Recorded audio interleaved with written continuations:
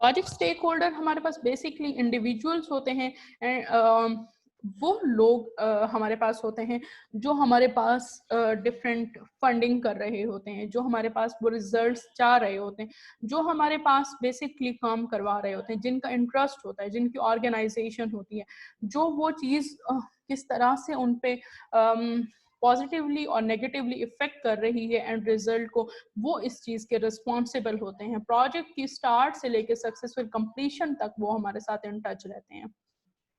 The project management team must identify the stakeholder. हमारे पास जब भी प्रोजेक्ट स्टार्ट होगा, प्रोजेक्ट चार्टर बनेगा, वहीं से ही प्रोजेक्ट स्टेक होल्डर्स को आइडेंटिफाई कर लिया जाएगा।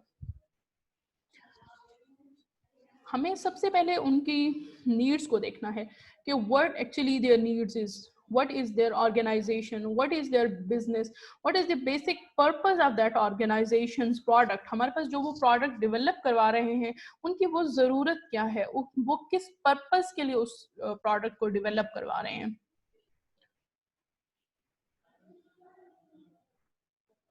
हमारे पास उनके जो एक्सपेक्टेशंस हैं, what they are expecting from us कि हमें ये चीज़ मिलेगी।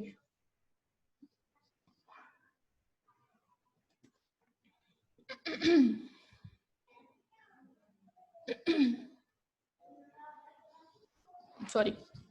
तो हमें इस चीज़ को देखना है कि हमारे पास के उनकी एक्सपेक्टेशंस क्या हैं, उसके बाद उनकी नीड्स और उनकी एक्सपेक्टेशन को देखते हुए हमें सारा कुछ करना है। We have to do the planning so that we can get their expectation fulfilled. हम उनकी ज़रूरियात जो हैं उनको हम सक्सेसफुली उस प्रोजेक्ट के थ्रू कंप्लीट कर लेंगे, ना हो कि उससे उनके 50% नीड्स कंप्लीट हों, रिमेनिंग 50% उनको करवाने के लिए किसी और के पास जाना पड़े। We have to satisfy them 100%। वो we have to satisfy them fully. हमें उस चीज़ पे उनको इस चीज़ पे सेटिस्फाई करना है कि उनकी जो रिक्वायरमेंट थी वो कंप्लीट हो गई है। फॉर दैट पर्पस कि हमने उनको किस तरह से सेटिस्फाई करना है, we have to understand their expectation, we have to understand their problems, we have to understand their requirement perfectly. हम अगर उनकी रिक्वायरमेंट्स को परफेक्टली अंडरस्टैंड कर लेंगे तो ऑब्वियसली हम उनके लिए बेटर रिजल्ट्स जनरेट कर सकते हैं। हमारे पास की स्टेक होल्डर बेसिकली कौन होते हैं? की स्टेक होल्डर हमारे पास प्रोजेक्ट के अंदर जो शामिल होते हैं वो हमारे पास सबसे पहले प्रोजेक्ट मैनेजर है। प्रोजेक्ट मैनेजर हमारे पास कौन है? Is the individual responsible for managing the project. हमारे पास जो उस बंदा प्रोजेक्ट को थ्रू आउट मैनेज कर रहा होगा, जो उसका इंडिविजुअली रिस्पॉन्सिबल होगा, उसको हर चीज़ पे चेक एंड बैलेंस रखना होगा कि किस तरह से प्रोजेक्ट चलेगा, किस तरह से एंड रिजल्ट्स आएंगे, वो हमारा रिस्पॉन्सिबल होगा प्रोजेक्ट मैनेजर। कस्टमर हमारे पास कौन होते हैं? Customer are the individual organization who will use the project product. हमारे पास कस्टमर्स वो लोग होते हैं ऑर्गेनाइजेशन के अंदर जिनके लिए वो प्रोजेक्ट या प्रोडक्ट जो है डेवलप की जा रही होती है। वो हमारे पास एंड यूजर्स होते हैं जिन्होंने वो फ्रंट एंड पे रहते हुए उस प्रोडक्ट को, सर्विस को यूज करना है, यूटिलाइज करना है। There are maybe multiple layers of customers. For example, the customers for a new हमारे पास जो paramedical हमारे पास product may include the doctors who prescribe it, the patient who take it, and the insurers who pay for it। हमारे पास यहाँ पे जिस तरह से है कि हमारे पास कोई भी चीज़ है कि एक प्रोडक्ट मेडिकल में है, डॉक्टर्स हैं जो उसको प्रिस्क्राइब करते हैं, उसको पेशेंट के लिए रिकमेंड करते हैं, पेशेंट वो होता है जो उसको यूज़ करता है और इंश्योरर वो होते हैं जो पे करता है। यहाँ पे हमारे पास क्या होगा? डॉक्टर्स जो है हमारे पास प्रिस्क्राइब कर रहे हैं, वो हमारे पास डिफरेंट मैनेजर हो सकते हैं। They have to check the things. Patient is the customer who is front end user, वो उस चीज़ को ले रहा है। इंश्योरर वो है जो वो उस चीज़ को पे कर रहा है। Like the organization is paying the role of insurer. हमारे पास यहाँ पे है कि performing organization enterprise whose employees are the most directly involved, who are the directly involved in doing work for the project। हमारे पास स्पॉन्सर्स वो लोग हैं ऑर्गेनाइजेशन के अंदर जो अपनी फंडिंग दे रहे हैं, फाइनेंशियल रिसोर्सेज को यूटिलाइज कर रहे हैं डिफरेंट कैश के फॉर्म्स में या किसी भी प्रोजेक्ट के फॉर्म में, उसको फाइनेंशियली सपोर्ट कर रहे हैं, वो उसके स्पॉन्सर्स होंगे। हमारे पास यहाँ पे डिफरेंट और स्टेक होल्डर्स होते हैं जो डायरेक्टली या इनडायरेक्टली, एक्सटर्नली या इंटरनली उसके साथ लिंक्ड होते हैं. In addition to these there may be different names and the categorization of the project stakeholder. यहाँ पे कुछ ऐसे stakeholders भी होते हैं जो internally linked होते हैं, कुछ ऐसे stakeholders होते हैं जो externally linked होते हैं, कुछ ऐसे होते हैं जो directly linked हैं, कुछ ऐसे हैं जो indirectly linked हैं. The owner and the funders, supplier and the contractors, team member and their families, government agencies and media outlets, temporary as permanent, lobbying organizations and society at its large. हमारे पास different यहाँ पे अब like जो हमारे पास funders हैं या suppliers हैं वो हमारे पास directly linked होते हैं, internally linked होते हैं, कुछ ऐसे हैं जिन्होंने end result के साथ लेना है तो वो externally linked होंगे. Organizational influences हमारे पास क्या हैं? Projects are typically part of an organization larger than the project. हमारे पास corporation है, government agencies हैं, healthcare institutes हैं, international bodies हैं, professional associations हैं और बहुत सारी ऐसी चीजें हैं जो हमारे पास टिपिकली उसका पार्ट होते हैं बट वो इंटरनली उसके साथ लिंक नहीं होते, उनका डायरेक्टली कोई लिंक नहीं होता, उनका इनडायरेक्टली और एक्सटर्नल लिंक होता है. उनके जो प्रोजेक्ट के अंदर काम हुआ है, जो उसके अंदर डिफरेंट स्टेप्स लिए गए हैं, जो फेजेस हैं, उनका उनके साथ कोई लेना देना नहीं होता.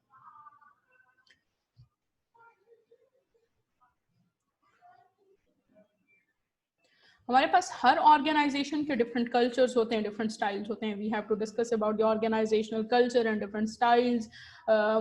most organizations have developed unique and desirable cultures. हर ऑर्गेनाइजेशन ने अपने डिफरेंट स्टैंडर्ड्स बनाए हुए होते हैं. They have to meet the standards. उन्होंने उस स्टैंडर्ड्स को मेंटेन रखने के लिए अपने डिफरेंट एम्प्लॉयर्स को भी उस चीज़ पे बाउंड किया हुआ होता है. जो हमारे पास उनके कल्चर्स होंगे, उनके नॉर्म्स होंगे, वैल्यूज होंगी, बिलीव्स होंगे, एक्सपेक्टेशंस होंगी, उनकी उसी हिसाब से पॉलिसीज बनी हुई होंगी. उनके प्रोसीजर्स जो होंगे उनके नॉर्म्स के मुताबिक होंगे. उनके अंदर जो भी लोग काम कर रहे होंगे, जो भी उनके टीम मेंबर्स होंगे, they will ask them to follow those standards. उसके बाद हमारे पास organisation cultures have direct influence on the project. जो भी हमारी ऑर्गेनाइजेशन, उस ऑर्गेनाइजेशन का कल्चर होगा, जो स्टाइल होगा, वो डायरेक्टली इफेक्ट कर रहा होगा जो प्रोजेक्ट डेवलप हो रही है, उस पर डायरेक्टली वो इफेक्ट करेगा कि किस तरह से वो प्रोजेक्ट डेवलप हो रही है. अब देखें, हम यहाँ पे जैसे देखेंगे कि हमारे पास जो फंक्शनल ऑर्गेनाइजेशन है, मोस्ट ऑफ द टाइम हमारे पास यहाँ पे एक चीफ एग्जेक्टिव है, यहाँ पे एक चीफ एग्जेक्टिव है. कहीं पे डिफरेंट ऑर्गेनाइजेशंस में चीफ एग्जेक्टिव्स जो हैं वो डिफरेंट भी हो सकते हैं. यहाँ पे चीफ एग्जेक्टिव ने अपने लिए अपने साथ कोऑपरेट करने के लिए डिफरेंट फंक्शनल मैनेजर्स हायर किए हुए होते हैं. हर डिपार्टमेंट का अपना एक फंक्शनल मैनेजर होगा, लाइक जो उसकी रिपोर्ट जो है उसके अंडर जितने भी स्टाफ मेंबर्स काम कर रहे हैं उन प्रोजेक्ट के अंदर, उस प्रोजेक्ट की एक्टिविटीज़ के अंदर, लाइक हम कहें कि आईटी डिपार्टमेंट के डिफरेंट होंगे, एडमिनिस्ट्रेशन डिपार्टमेंट के डिफरेंट होंगे, उसके बाद टेस्टिंग डिपार्टमेंट के डिफरेंट हैं. जितने भी उसमें फेजेस हैं, हर फेज का एक अपना फंक्शनल मैनेजर होगा जो एक फाइनल रिपोर्ट देगा चीफ एग्जेक्टिव को. हमारे पास हर जो ब्लैक फील्ड बॉक्सेस हैं वो रिप्रेजेंट कर रहे हैं कि जो स्टाफ जो है इंगेज है डायरेक्टली हमारे प्रोजेक्ट के साथ.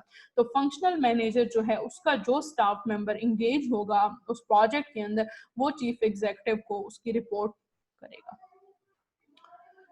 टिपिकल ऑर्गेनाइजेशन का स्ट्रक्चर हमारे पास नॉर्मली क्या है? Classic functional organization, it is the hierarchy where each employee has one clear superior. हमारे पास जो भी एम्प्लॉय होगा उसके पास हमारे एक क्लियर उसका मोटिव होगा कि what actually he have to do in this project. Staff हमारे पास जो होगा उसकी डिफरेंट ग्रुपिंग की गई होगी, लाइक प्रोडक्शन डिपार्टमेंट से एक बंदा होगा, मार्केटिंग से एक होगा, इंजीनियरिंग डोमेन से एक होगा, अकाउंटिंग या फाइनेंसिंग के लिए एक होगा. उसके बाद हमारे पास जितने भी मैकेनिकल उसके डोमेन्स हैं डिफरेंट, उन सब में से एक एक पर्सन होगा ताकि उसके स्कोप को भी चेक किया जा सके. उसकी जब मैन्युफैक्चरिंग हो रही है, जब सप्लाई हो रही है डिफरेंट डिपार्टमेंट के अंदर, उसकी मार्केटिंग करनी है, डिफरेंट डोमेन्स के पर्सपेक्टिव से उसको देखना है, तो वो सारी चीजें उसको देख रहा होगा.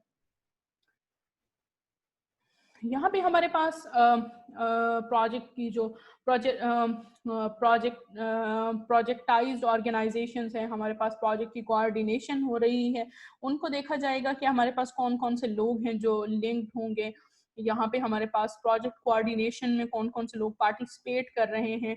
जैसे मैंने आपको बताया कि ब्लैक बॉक्सेस जो हमारे पास एक्टिविटीज हैं वो रिप्रेजेंट कर रही हैं कि कौन कौन से लोग उसके अंदर इंगेज होंगे।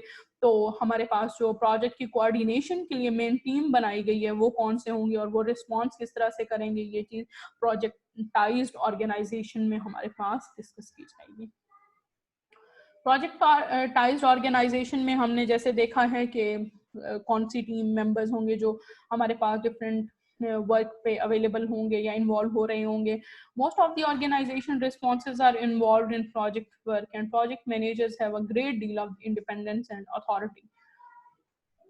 प्रोजेक्टाइज्ड organisation often have organizational unit called different departments होते हैं ना, हमारे पास different departments हैं। हर डिपार्टमेंट से जो टीम मेंबर सेलेक्ट किया जा रहा होगा वो जो उस डिपार्टमेंट का हेड होगा, जो हमने कहा है कि हमारे पास वो कौन होगा, फंक्शनल मैनेजर होगा। फंक्शनल मैनेजर उसको रिस्पॉन्स बैक कर रहा होगा कि मेरे डिपार्टमेंट से ये लोग काम कर रहे हैं, इनको मैंने इतने ग्रुप्स में डिवाइड किया हुआ है, और प्रोजेक्ट मैनेजर को वो क्या कर रहा होगा, रिपोर्ट प्रोवाइड कर रहा होगा। अच्छा जी, उसके बाद हमारे पास है कि मैट्रिक्स ऑर्गेनाइजेशन क्या है। मैट्रिक ऑर्गेनाइजेशन को आगे हम देखते हैं। हमारे पास के इसके अंदर कुछ वीक मैट्रिक्स होती हैं, एक हमारे पास स्ट्रॉन्ग मैट्रिक्स है। वीक मैट्रिक्स क्या है? Maintain many of the characteristic of functional organisation and the project manager role is more that of the coordinator और expediter than that of the manager. हमारे पास जो उसकी रोल और रिस्पॉन्सिबिलिटीज हैं उनको कुछ एडिशनल रोल असाइन कर दिया जाएगा कि वो चेक रखें, उसको चेक एंड बैलेंस करने के लिए, डबल चेक करने के लिए उनको डिफरेंट रोल्स असाइन किए जाएंगे। स्ट्रॉन्ग मैट्रिक्स क्या है? Many of the characteristics of the projectized organisation full time project manager होंगे, जिनकी सिर्फ रिस्पॉन्सिबिलिटी फुल टाइम यही होगी कि वो एडमिनिस्ट्रेटिव स्टाफ में से होंगे और उनको कोई और रिस्पॉन्सिबिलिटी असाइन नहीं की जाएगी। उनका सिर्फ यही काम होगा कि वो जो काम ऑलरेडी ऑर्गेनाइजेशन का चल रहा है प्रोडक्ट के डेवलपमेंट में, उन्होंने सिर्फ उस पर नजर रखनी होगी कि other we are getting the exact requirements fulfilled, या उनमें से कुछ नीड्स ऐसी हैं जो फुलफिल नहीं हो रही।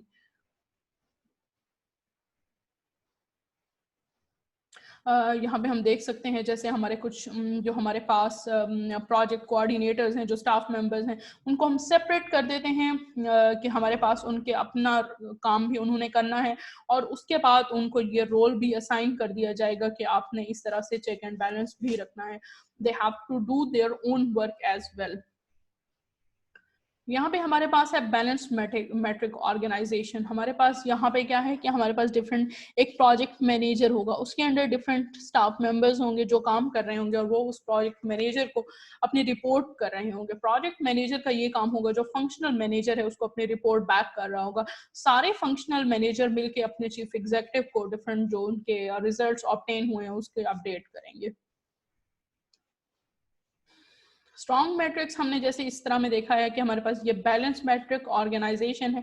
उसके बाद हमारे पास स्ट्रॉन्ग मैट्रिक्स ऑर्गेनाइजेशन क्या होती है? हमारे पास स्ट्रॉन्ग मैट्रिक ऑर्गेनाइजेशन में हमने देखा है कि प्रोजेक्ट मैनेजर के लिए डिफरेंट हमारे पास प्रोजेक्ट मैनेजर्स होंगे प्रोजेक्ट मैनेजर के, जिनका यही काम होगा कि वो जितने भी फंक्शनल मैनेजर के स्टाफ काम कर रहे हैं उन सब से वो लिंक्ड होंगे। वो फिर अपने मेन जो वो मैनेजर होगा उनका, वो प्रोजेक्ट मैनेजर होगा, उसको वो रिस्पॉन्स बैक कर रहे होंगे।